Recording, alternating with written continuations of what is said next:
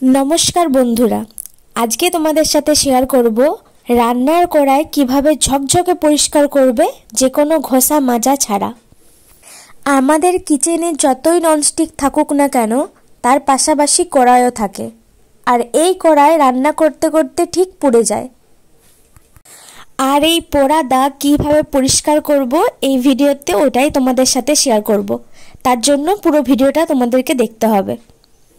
তার জন্য প্রথমে গ্যাসটা জ্বালিয়ে কড়াইটা ওর মধ্যে বসিয়ে নিয়েছি আর এখন গ্যাসের ফ্লেমটা হাই রাখতে হবে।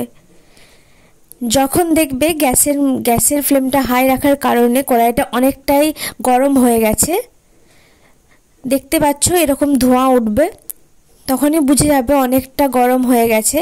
তখন একটা ছুরির সাহায্যে ময়লাগুলোকে আস্তে আস্তে আস্তে আস্তে এরকম পরিষ্কার করে নিতে হবে। কড়াই যতই গরম হোক না কেন এভাবে গ্যাসের মধ্যে বসিয়ে গরম করে নিয়ে তারপর ময়লা তুললে খুবই সহজে সেটা উঠে যাবে। আর একটা কথা মনে রাখতে হবে বন্ধুরা, যখন এটা এভাবে পরিষ্কার করবে তখন গ্যাসের আঁচটা অনেকটা কমিয়ে দেবে, কমিয়ে তারপর এভাবে ময়লাটা ওঠানোর চেষ্টা করবে। দেখো বন্ধুরা, কিছুটা এভাবে পরিষ্কার করে নেওয়ার পর ঠিক একইভাবে কড়াইয়ের পেছন দিকটাও পরিষ্কার করে নিতে হবে। কড়াইটা যখন গরম থাকবে তখনই পরিষ্কার করতে হবে, তাহলে খুব সহজেই এই ময়লাগুলো উঠে যাবে। আর যখন মনে হবে কড়াইটা অনেকটা ঠান্ডা হয়ে গেছে তখন আবার গ্যাসের মধ্যে বসিয়ে কড়াইটাকে গরম করে নেবে। যত গরম হবে তত ময়লাটা ওঠাতে খুবই সহজ হবে। দেখো বন্ধুরা, ছুরি দিয়ে কত সহজে ময়লাটা উঠে যাচ্ছে। এভাবে পরিষ্কার করলে যে কোনো ঘষা মাজা ছাড়াই ভালোভাবে কড়াইটা পরিষ্কার হয়ে যাবে।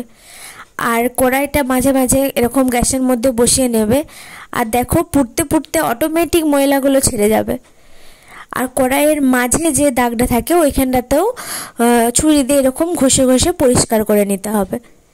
দেখো মাঝখানটাও কত সুন্দর পরিষ্কার হয়ে গেছে, এত ময়লা বেরিয়েছে ও শুধুমাত্র ছুরি দিয়ে ঘষে ঘষে। এটা কিন্তু যদি সিম্পল সাবান দিয়ে পরিষ্কার করতেন তাহলে কিন্তু এত ময়লা উঠতো না। এটা সবচেয়ে সহজ পদ্ধতি এরকম পোড়া কড়াই পরিষ্কার করার। আর এরকমভাবে পরিষ্কার করে নেওয়ার পরে যে তারের জালিগুলো হয় ওইটা দিয়ে সিম্পলভাবে একটু মেজে নিলেই কড়াইটা যথেষ্ট পরিষ্কার হয়ে যাবে।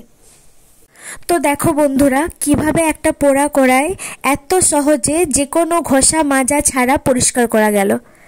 তোমরাও বাড়িতে এভাবেই একটা পোড়া কড়াইকে পরিষ্কার করতে পারবে। আর আজকের ভিডিও আমি এখানেই শেষ করছি। যদি ভিডিওটা ভালো লেগে থাকে চ্যানেলটি সাবস্ক্রাইব করে আমার পাশে থেকো। ধন্যবাদ।